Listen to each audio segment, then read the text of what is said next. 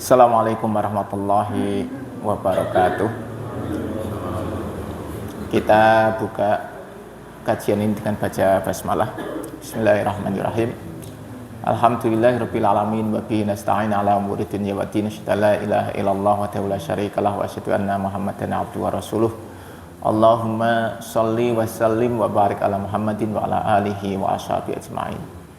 Alhamdulillah, puji syukur kita haturkan kehadirat Allah SWT yang membangunkan pagi kita dalam kondisi sehat, dan alhamdulillah dimudahkan juga melangkahkan kaki ke masjid ini melaksanakan sholat subuh berjamaah. Insya Allah kita lanjutkan dengan dzikir dan thalabul ilmi. Mudah-mudahan hari ini selalu Allah berikan keberkahan, kemudahan dan rahmat. Sholawat dan salam kita sampaikan kepada teladan kita Rasulullah Muhammad SAW, keluarga, sahabat dan seluruh pengikutnya yang istiqomah mengikuti sunnahnya. Kita awali dengan dzikir pagi bersama. A'udzubillahi minasyaitonirrajim. Bismillahirrahmanirrahim.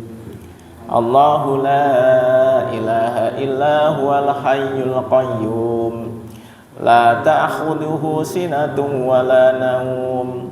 Lahu ma fis samawati wa ma fil ard. Man dalladhi yashfa'u indahu illa bi'idnih. Ya'lamu ma baina aydihim wa ma khalfahum. Wa la yuhituna bi syai'in min ilmihi illa bima syaa'.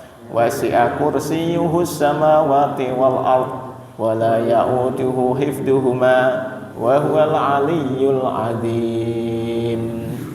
Bismillahirrahmanirrahim.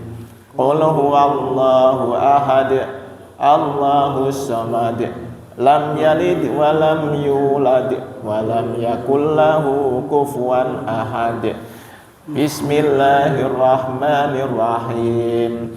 Qul a'udzu birabbil falaq min syarri ma khalaq wa min syarri ghasiqin idza waqab wa min syarri naffasati fil 'uqad wa min syarri hasidin idza hasad.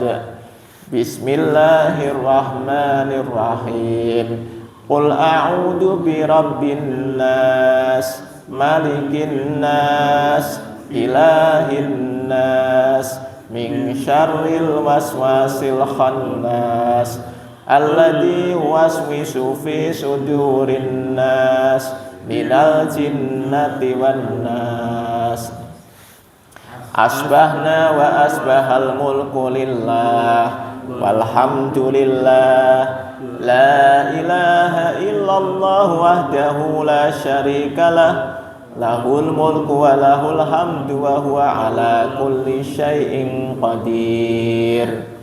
Rabbi as'aluka khaira ma fi hadal yaumi wa khaira ma ba'dah, wa a'udzu bika min syarri ma fi hadal yaumi wa syarri ma ba'dah. Rabbi a'udzu bika minal kasali wa su'il kibar. Rabbi a'udzu bika min adabin fin nari wa adabin fil qabr. Allahumma bika asbahna wa bika amsayna wa bika nahya wa bika namutu wa ilaikan nusyur. Allahumma anta rabbi la ilaha illa anta khalaqtani wa ana abduka wa ana ala ahdika wa wa'dika mastata'tu. A'udzu bika min syarri ma sana'tu. Abu'u laka bi ni'matika alayya wa abu'u bi dambi faghfirli fa innahu la yaghfirud dunuba illa anta. Allahumma afini fi badani, Allahumma afini fi sam'i, Allahumma afini fi basari, la ilaha illa anta. Allahumma inni a'udzu bika minal kufri wal faqr wa a'udzu bika min adabil qabr. La ilaha illa anta. Allahumma inni as'alukal afwa wal afiyata fid dunya wal akhirah. Allahumma inni as'alukal afwa wal afiyata fi dini wa dunyaya wa ahli wa mali. Allahumma astur awrati wa amin rawati. Allahumma fatni min baini yadayya wa min khalfi wa an yamini wa an shimali wa min fawqi wa a'udzu bi 'azamatika an ughtala min tahti.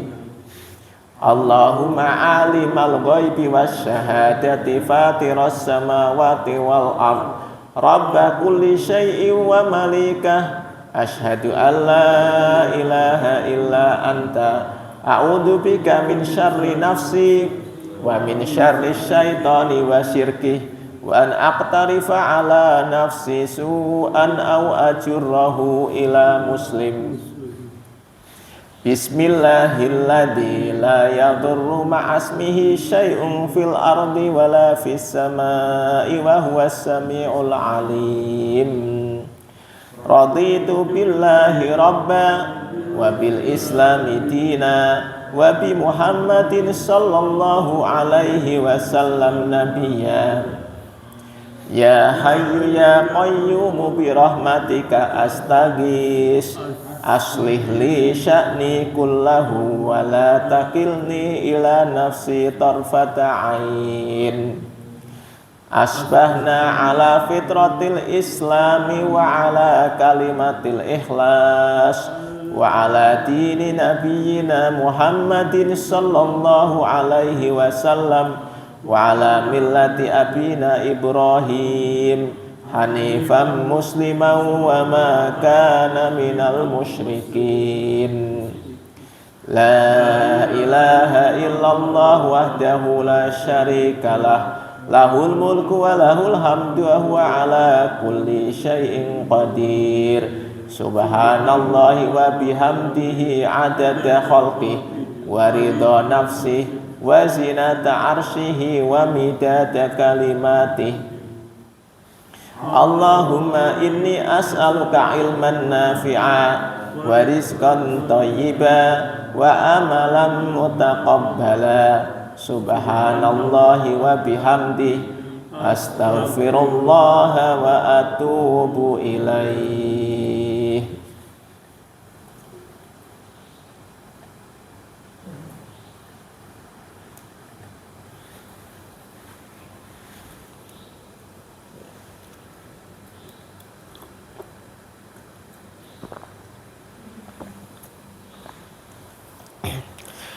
Kita lanjut di kajian Al-Hikam kita sampai pasal ke-40.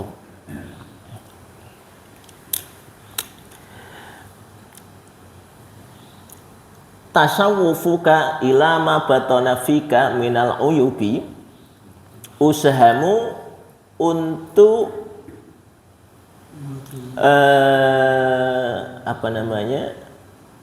mencari, mengetahui apa yang ada di dalam dirimu berupa aib-aibmu. Jadi usahamu untuk menilai aib-aibmu itu khairun, lebih baik min tasawwufika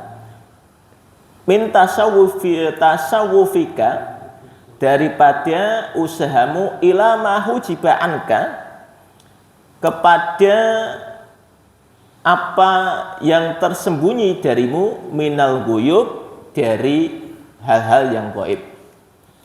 Apa yang dimaksudkan di sini adalah bahwa ketika seseorang itu berusaha untuk mencari aib dirinya, itu jauh lebih baik daripada usaha dia untuk mencari-cari sesuatu yang gaib darinya. Jadi kita ini kalau kita kemudian melakukan introspeksi diri atau muhasabah, kita kemudian mencari aib-aib kita. Kita harus menyadari bahwa setiap manusia itu pasti memiliki aib. Aib itu bukan karena aib secara fisik ya, Tetapi aib karena perbuatan-perbuatan kita yang salah.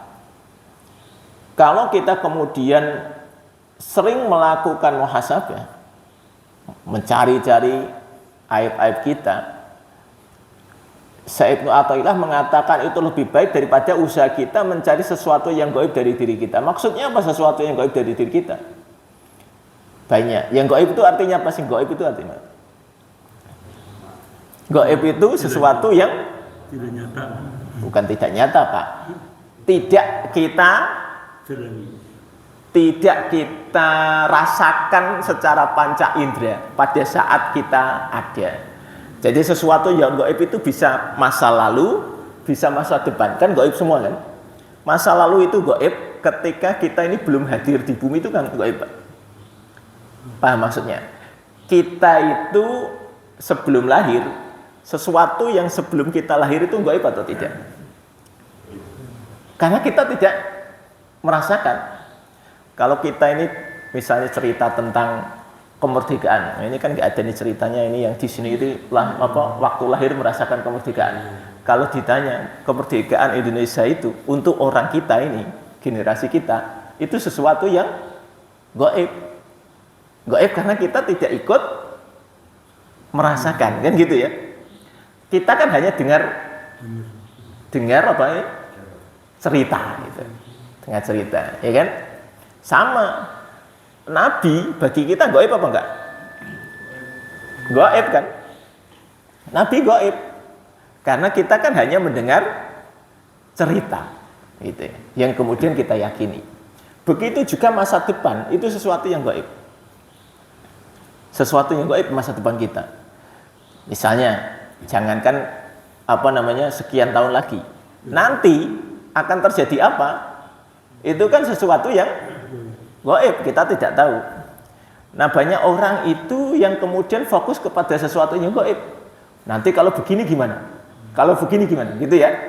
Sehingga dia itu dirinya lebih banyak khawatirnya. Saya kalau enggak seperti ini, nanti tiba-tiba begini. Kalau seperti ini, begini. Jadi dia pusing begitu. Urusannya itu tentang misalnya, kalau besok saya ada rencana. Jadi dia lebih banyak ngomong rencana. Rencana itu sekali lagi terjadi atau tidak, itu masih gaib. Tapi aib sesuatu yang terjadi. Kita sudah tahu aib kita. Maka harusnya kita fokus kepada aib kita. Kita sudah tahu kok. Gitu kan? Bisa dievaluasi ketimbang kita ngomong tentang sesuatu yang belum terjadi. Gitu maksudnya, ya kan? Gaib itu kira-kira seperti itu. Nah, maka berkaitan dengan muhasabah itu, Umar bin Khattab pernah mengatakan, hasibu anfusakum qabla an tuhasabu. Hisablah dirimu sendiri sebelum menghisab orang lain. Itu. Seorang sahabat yang lain mengatakan, belum disebut orang yang bertakwa jika seseorang itu belum bisa melihat aibnya seperti dia melihat aib orang lain. Ini kan kalau kata pepatah apa katanya? Gajah di pelupuk mata, benar ya? Tidak tampak, kuman di seberang lautan tampak. Itu jadi kita itu memang kalau melihat orang lain, suruh menilai aib orang lain, gampang. Orang ini salahnya kurangnya ini, orang ini gitu. Tapi begitu menilai aib kita, kayaknya semuanya sudah oke-oke aja gitu kan.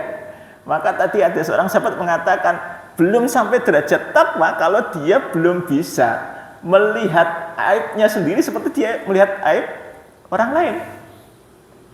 Karena lihat aib orang lain itu paling gampang, Pak.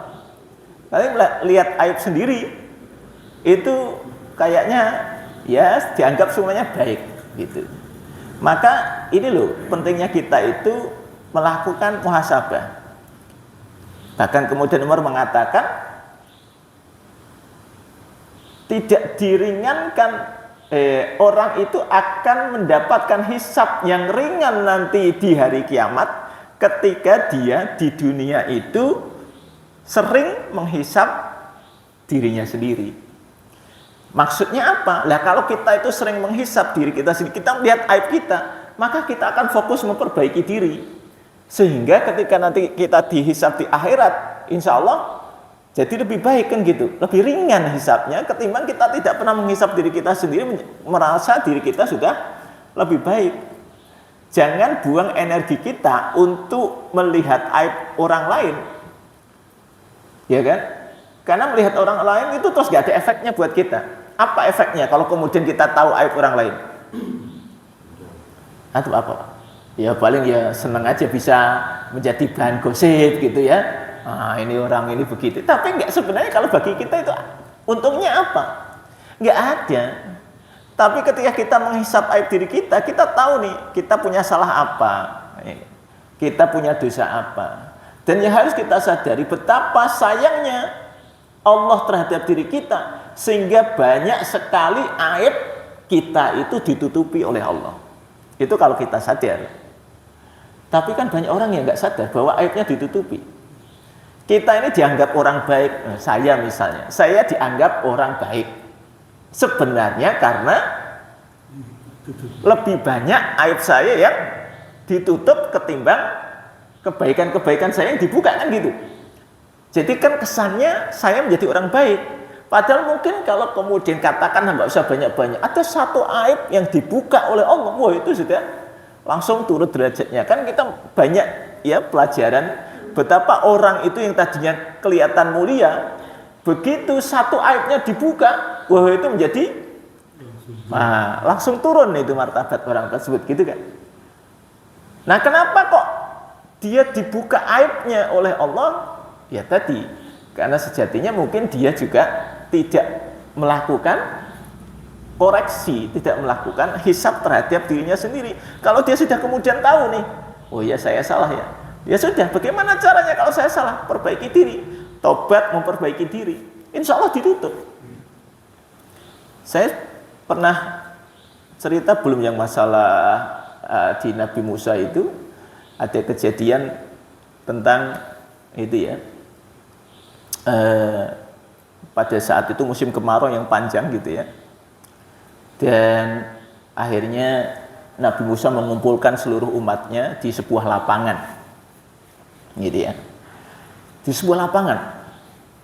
Dan kemudian Nabi Musa meminta kepada Allah untuk diturunkan hujan. Ya kalau kita bicara syariatnya Nabi Muhammad itu namanya sholat istisqa.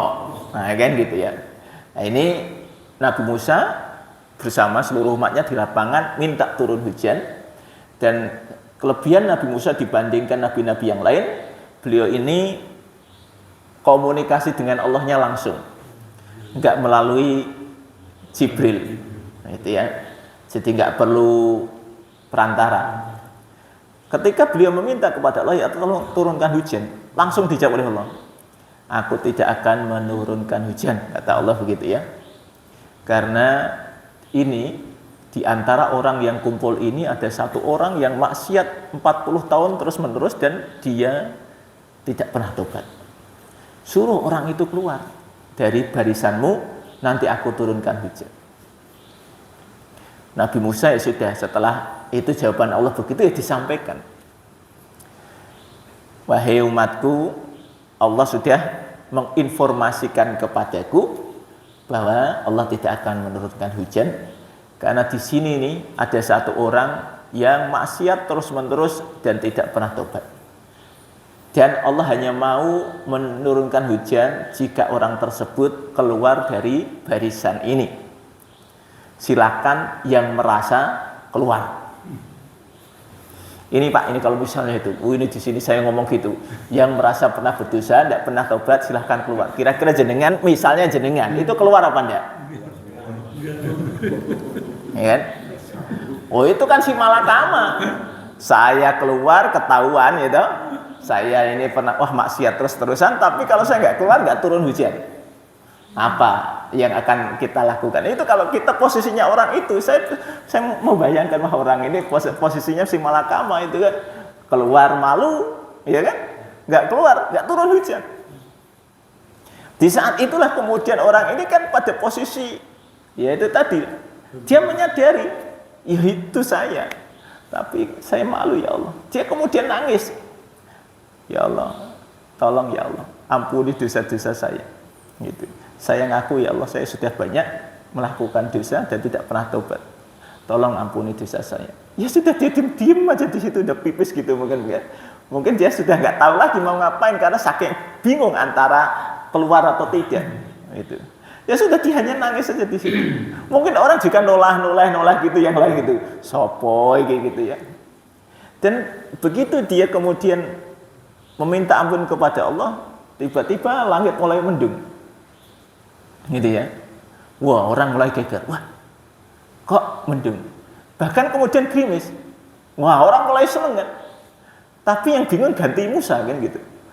Nabi Musa kemudian mikir, loh kok gerimis gitu ya.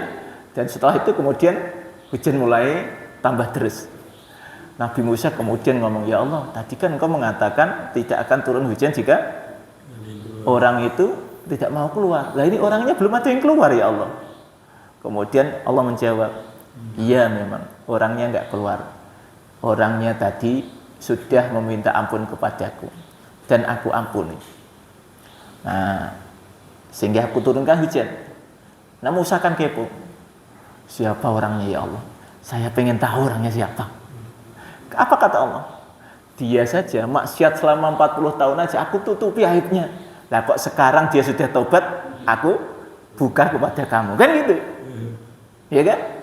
Ini yang bisa kita ambil hikmahnya apa? Allah itu menutupi aib kita. Ya kan? Bahkan untuk orang ini tadi dibayangkan 40 tahun maksiat ditutupi aibnya. Itu. Ya kan? Ini harus kemudian mengambil hikmahnya apa? Kita mungkin juga sama, Pak. Kita mungkin ada aib yang itu sebenarnya kalau begitu dibongkar, wah, martabat kita ini langsung hancur. Tapi Allah sayang kepada kita sehingga ditutup aibnya. Maka ini proses kemudian kita sadar bahwa kita ini ada banyak aib gitu. Sehingga tidak perlu kita mempersoalkan aib orang lain. Karena kita sejatinya hanya kebetulan saja. Allah itu sayang kepada kita.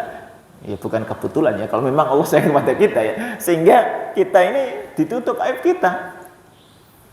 Kalau ada orang nih misalnya kita lihat ke orang kelihatan aibnya, kita harus sadar aib kita bisa jadi lebih besar daripada orang yang kita maksud.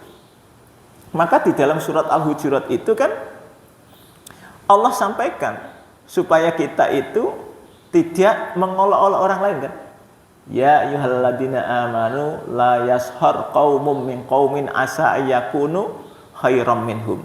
Wahai orang yang beriman, jangan engkau mengolok-olok orang lain. Jangan suatu kaum mengolok-olok kaum yang lain karena bisa jadi kaum yang engkau olok-olok itu jauh lebih baik daripada engkau. Wala nisa'um min nisa'in asa ayyakunna khairam minhun. Dan janganlah perempuan itu mengolok-olok perempuan yang lain karena bisa jadi perempuan yang diolok-olok itu lebih baik daripada perempuan yang mengolok-olok. Memang kalau kita lihat ayat ini menarik nih Pak kajiannya. Kenapa sampai sebegitunya gitu? Allah itu menurunkan ayat yang berisi larangan untuk mencela, untuk mengolok-olok pertama kaumum min qaumin, dari satu kaum ke kaum yang lain. Ini artinya berarti ini ada sebuah habit, sebuah kebiasaan manusia suka mencela orang lain. Gitu kan? Melihat orang lain itu pokoknya ada celahnya gitu. Kita ini kalau bergaul dengan orang itu adalah yang digosipkan itu ada gitu ya. Orang ini begini, orang ini begitu gitu. Bahkan yang kita itu sebenarnya tidak pernah berinteraksi secara langsung gitu, hanya karena membaca berita. Wah itu kita kemudian bisa mencela orang tersebut. Wong kita kenal juga enggak gitu kan. Dan menariknya kemudian ada kalimat berikutnya. Ini kan tadi sebenarnya sudah umum nih. Wahai orang yang beriman, janganlah suatu kaum mencela kaum yang lain. Masih ditambahi, janganlah perempuan mencela perempuan yang lain. Oh, itu artinya apa, Pak? Perempuan punya potensi yang besar untuk mencela perempuan yang lain. Maka kemudian dibikin kalimat khusus itu. Sekarang ini apa kurang tadi kalimatnya? Ke kaum mencela kaum yang lain. Berarti kan mau laki-laki perempuan sudah tercantum di situ kan? Kenapa harus ada perempuan kepada perempuan yang lain? Karena perempuan punya potensi yang lebih besar untuk mencela perempuan yang lain. Oh, itu kalau ibu-ibu sudah kumpul, wah itu ya. Oh, ibu-ibu sudah kumpul itu bahaya itu. Potensinya itu ada. Ini mengingatkan ya untuk ibu-ibu karena potensi itu ada. Itu sehingga melihat orang lain ini begini, orang lain itu begitu. Gitu. Makanya kan ingat ketika kisah Nabi Yusuf itu ya, ketika tadi istrinya raja kemudian dicela oleh perempuan-perempuan di sekitar istana yang tahu kejadian istri raja ngejar-ngejar Yusuf gitu ya. Ini menjadi gosip perempuan. Ingat ya, menjadi gosip perempuan. Sehingga kemudian si istri raja ngundang, sini. Nah, sekarang tak balas gitu ya.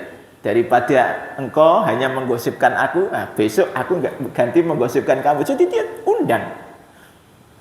Oh iya kan? Undang nih. Nah, kamu nggak tahu masalahnya. Kalau kamu tahu masalahnya, nggak ngomong begitu, kira-kira begitu ya. Jadi sebenarnya bukan bahasa klarifikasi, tapi balas dendam. Kalau klarifikasi kan gampang. Oh enggak, saya enggak gitu. Kan gitu. Ini enggak klarifikasi.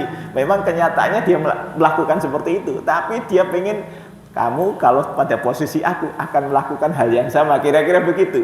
Tidak kemudian klarifikasi. Jadi diundanglah perempuan-perempuan ini, kemudian disediakan makanan, ya kan? Disediakan pisau. Disuruh keluarlah Nabi Yusuf kan gitu. Sehingga ketika dia lagi enak-enak ngupas melihat Nabi Yusuf yang begitu gantengnya luar biasa itu sampai kemudian terpesona gitu kan. Nah, itu kan sampai digambarkan itu orang itu pada kepotong tangannya ya, kepelet gitu ya. Ini kan saya bilang tadi, ini kan bukan klarifikasi, Pak.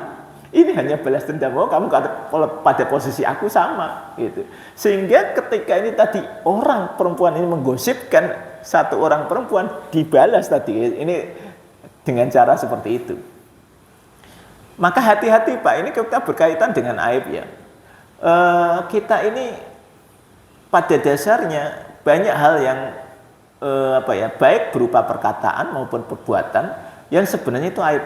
Dan yang lucu sekarang itu dengan adanya sosial media, orang justru membuka aibnya kepada orang lain, gitu kan? Jadi bingung saya ini. Zaman sekarang ini sudah kebolak-balik. Kita ini kan berusaha menutup aib kita, tapi dengan adanya sosmed, justru orang membuka aibnya sendiri. Jadi sebenarnya yang membuka itu Allah atau dia sendiri, ya kan? Kalau kita nonton, ya itulah nonton di sosial media gitu kan. Betapa sekarang itu tontonan kan vulgar-vulgar, Pak ya. Jadi saya lihat itu misalnya ada orang yang ngaku LGBT ya santai-santai aja dia ngomong di depan umum begitu. Itu kan aib sebenarnya kan. Tapi kemudian dia sebutkan. Belum lagi maaf ya, yang kemudian cerita-cerita di yang ini kan.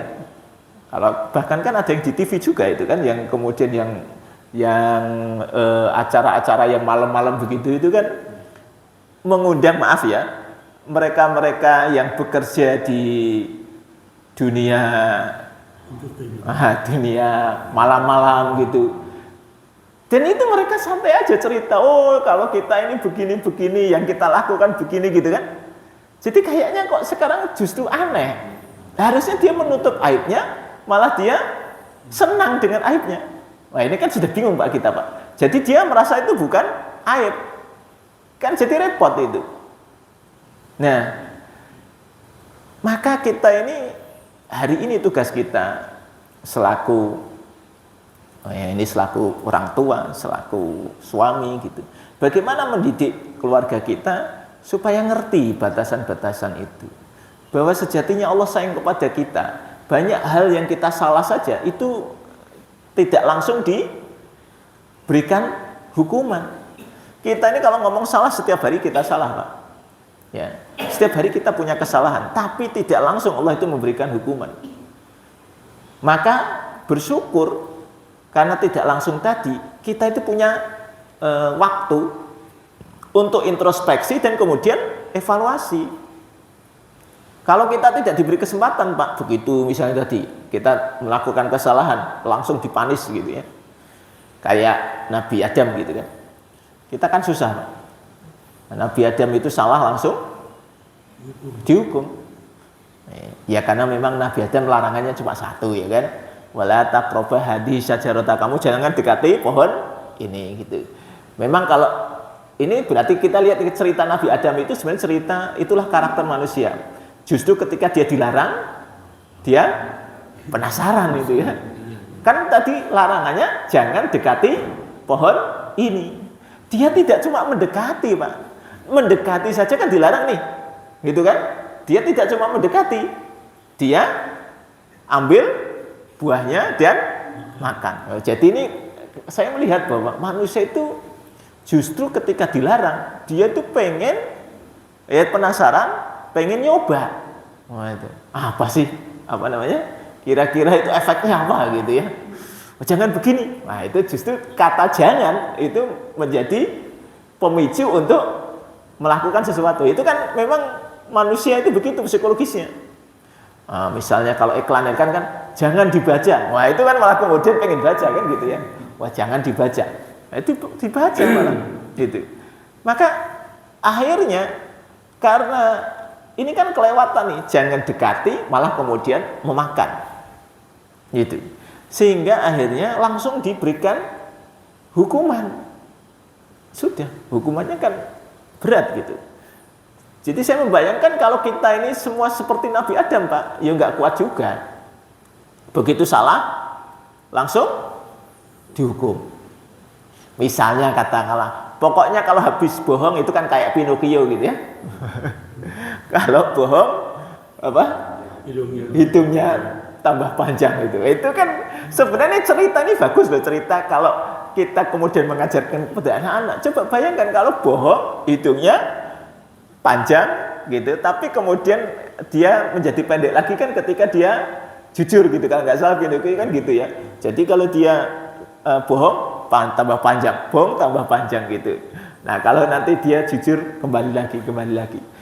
Itu kan pelajaran buat kita bahwa kita ini bersyukur tidak seperti itu. Ya kalau seperti itu, Pak, repot hidup kita itu. Ya mungkin kita akan hati-hati itu, sini salah apa enggak gitu ya. Tapi karena enggak, ya sudah, tabrak dulu gitu. Begitu nanti sudah tahu salahnya, tobat. Nah, yang jadi repot adalah banyak orang yang diberikan nasihat ini salah, tapi dia pertama tidak mengakui, yang kedua tidak mau kemudian memperbaiki.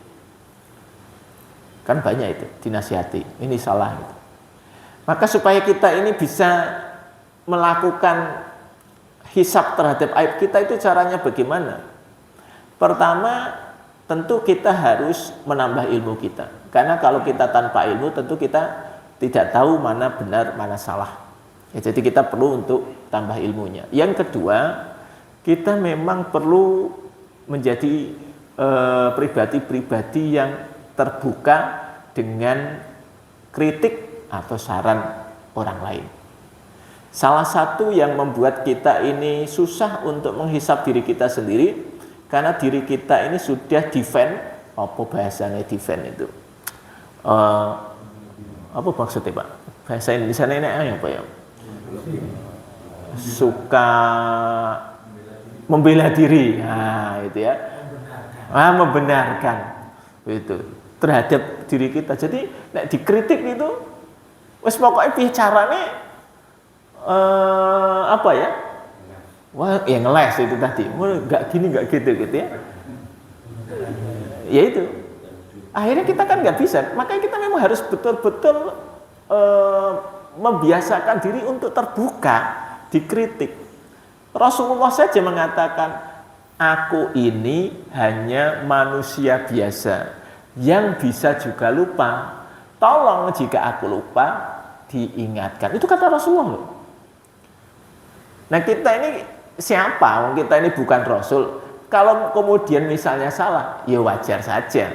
Wong Rasul saja yang sebenarnya dijamin oleh Allah ya, beliau tidak pernah salah. Itu mengatakan aku manusia biasa, bisa lupa, bukan tidak bisa lupa, ya kan? Bisa lupa, maka kemudian diingatkan. Nah, itu pula maka kemudian ketika sholat jamaah itu kan ada prosedur ya kan. Seorang imam itu kan boleh ditegur, boleh diingatkan oleh jamaahnya, ya, oleh makmumnya ketika dia salah kan gitu.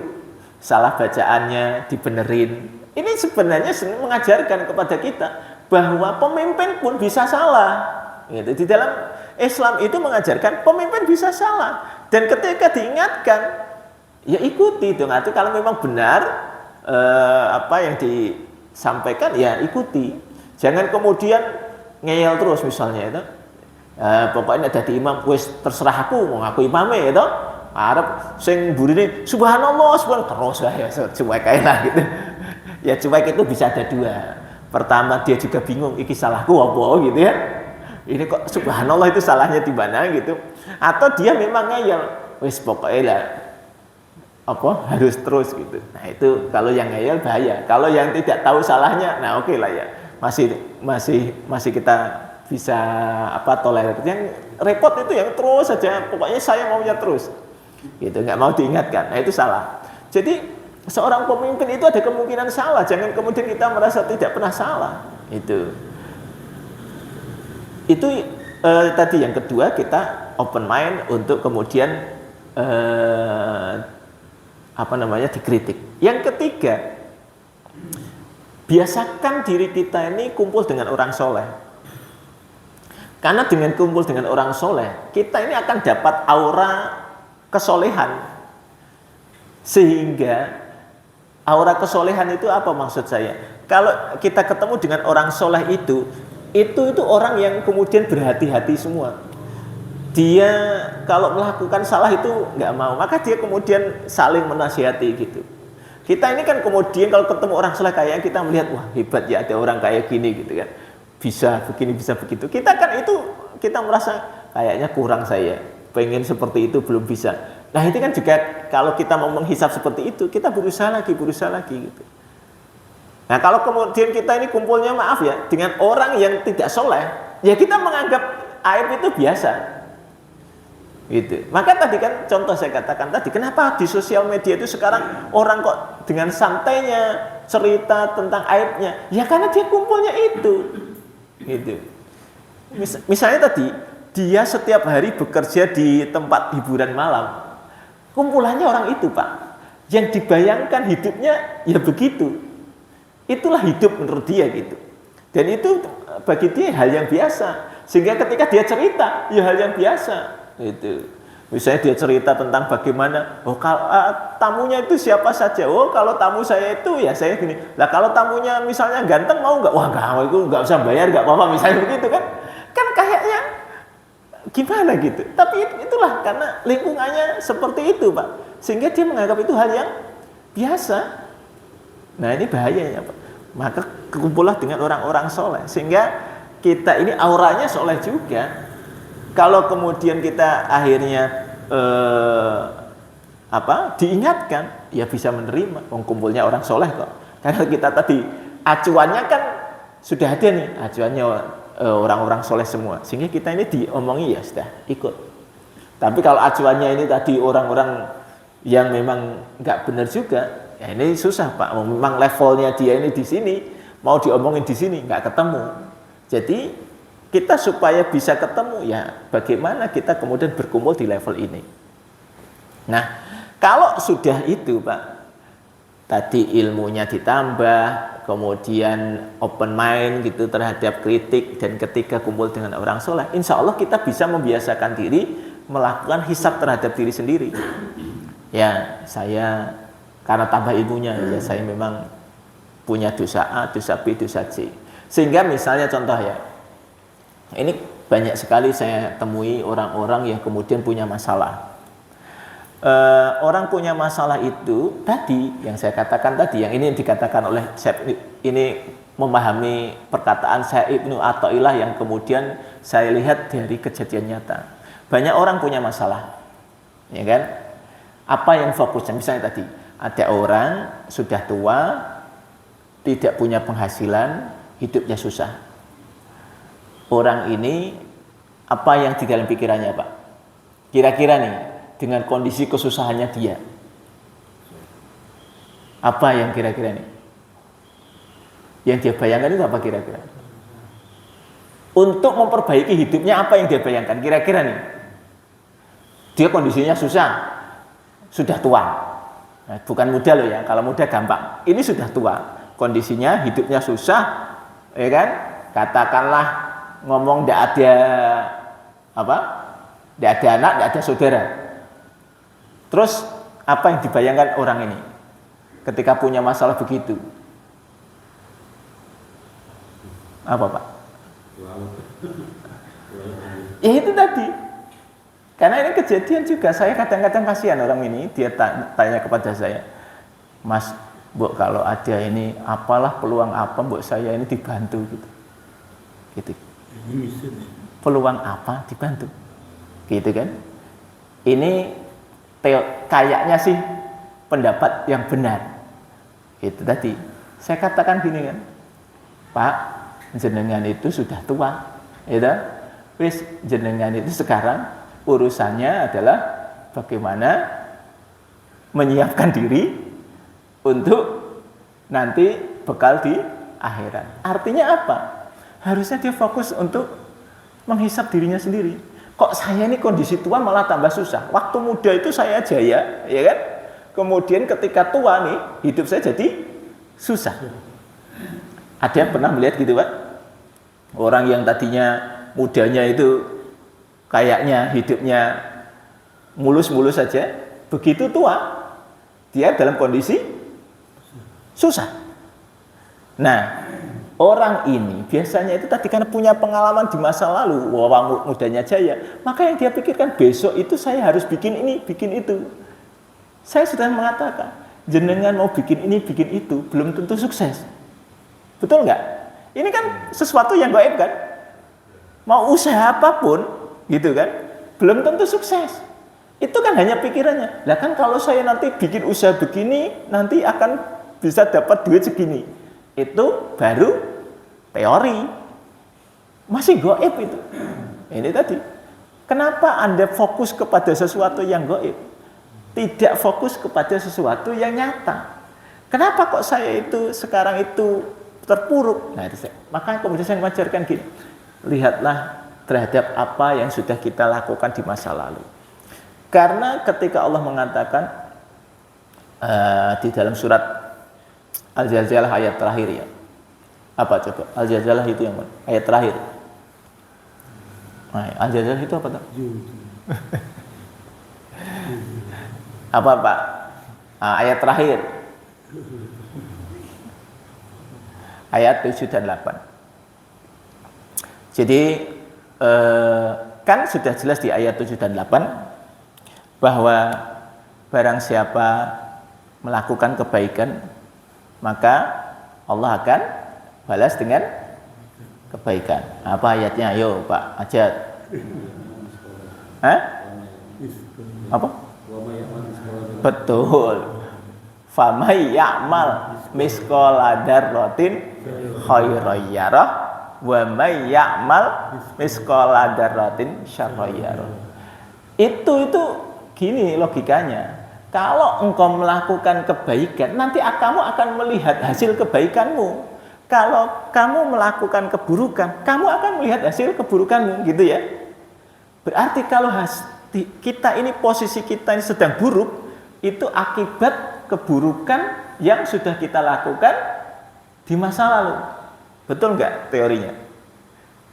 Hari ini adalah hasil dari apa yang kita lakukan di masa lalu. Sehingga kalau hari ini kita itu pengen kondisinya baik, harusnya masa lalu itu kita baik. Gitu. Nah, oke, sekarang kita terapkan ke masa depan. Kalau pengen masa depan kita baik, berarti harusnya hari ini kita baik. Kan gitu, Pak? Logikanya gitu ayat itu. Maka kita ini kan, saya mengatakan kepada beliau, jenengan tidak usah fokus kepada tadi. Burung tentu, nah itu tadi kan gitu. Kalau ini sudah tentu nih, sudah karena jaminan Allah nih. Kalau kamu melakukan kebaikan, Allah pasti balas dengan kebaikan. Nah hari ini kita susah. Barangkali karena masa lalu kita ini banyak salah. Maka tadi hisab diri kita. Salah kita apa? Perbaiki di situ. Nah banyak orang yang kemudian fokus kepada urusan dunia tadi, ini kan gaib semua, artinya sesuatu yang belum tentu. Tapi ini hukum sebab akibat. Karena kita melakukan tadi maksiat kepada Allah itu bisa macam-macam. Bisa karena kita melanggar larangan, bisa karena kita tidak melakukan perintah kan. Itu. Nah, setiap Senin dan Kamis kata Rasulullah itu kita ini kenapa kok kemudian Rasulullah puasa Senin Kamis, ini ada rahasianya. Karena setiap Senin dan Kamis itu terjadi tutup buku laporan apa ini? Laporan amal. Jadi laporan amal berarti orang mingguan apa bahasanya? Berarti seminggu 2 kali itu apa artinya? 3 harian. Jadi ini ada laporan amal dan itu kata Rasulullah, Allah akan mengampuni setiap hambanya yang beriman pada hari Senin dan Kamis itu tadi ya. Apalagi kalau kemudian puasa.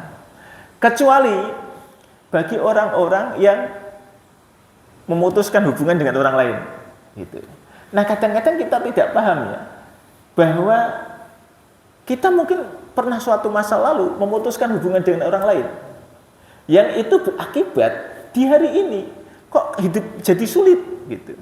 Padahal itu salah satunya itu maksiat yang sederhana yang mungkin kita menganggap, saya daripada berhubungan dengan dia, pokoknya talak 10, bukan hanya talak 3, talak 10 saya nggak mau. Itu loh Pak bahayanya Pak.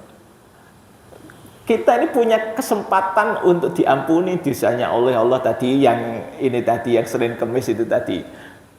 Hanya gara-gara memutus hubungan dengan orang, itu menjadi masalah kan, berarti kita ini akhirnya ada kejadian-kejadian yang buruk setelahnya. Maka hati-hati Pak, jangan kemudian menganggap hal yang sepele. Nah, saya katakan tadi, ketika hari ini kondisi kita terpuruk, jangan kemudian mikir bicara itu masih gaib. Yang dilakukan pertama itu adalah evaluasi diri dulu. Salah apa yang sudah kita lakukan? Kalau kita ini belum bisa mengevaluasi diri, itu nggak akan pernah selesai masalah kita, karena akar masalahnya bukan misalnya tadi ya, saya itu kenapa pendapatan kurang? Oh, karena saya kurang kerja keras. Bukan.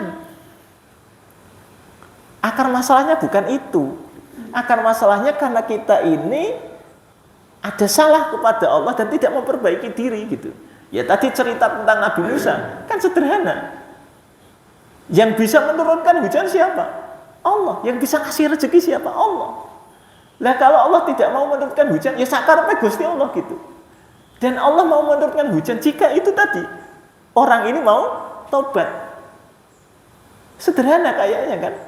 Tapi bagi orang itu kadang nggak masuk akal. Ya memang nggak masuk akal ini. Apa hubungannya hujan dengan tobat? Mau nggak masuk akal. Ini kalau kemudian kita ini misalnya terjadi musim panas, musim kemarau yang panjang, itu kalau ini kan paling kita mikirnya, kalau secara saintifik apa yang dilakukan, caranya bagaimana bikin hujan buatan. Nah gitu kan, kita bikin hujan buatan. Itu juga masih gaib kan saya bilang tadi. Ketika kemudian bikin hujan buatan, kira-kira pasti berhasil nggak? Belum tentu berhasil. Jadi keberhasilannya gaib. Tapi ini tadi kan, ini kita belajar tadi ada peristiwa yang sudah ada masa lalu. Itu. Maka kita coba perbaiki diri. Jangan-jangan itu masalahnya. Jadi tidak turunnya hujan itu bukan karena apa-apa, ya karena kita sendiri yang banyak salah kepada Allah. Begitu juga urusan rezeki. Kenapa rezeki kita sempit? Ya bukan karena kita kurang kerja keras. Itu. Bukan, Pak. Tapi karena mungkin ada salah kita kepada Allah yang belum diperbaiki. Mungkin ada salah juga kepada manusia yang belum dimaafkan. Itu aja evaluasi. Jadi orang kalau sibuk mengevaluasi dirinya, insya Allah dia tidak sibuk mengevaluasi orang lain gitu. Dia fokus menghisap aib sendiri, insya Allah dia tidak sibuk untuk mencari aib orang lain.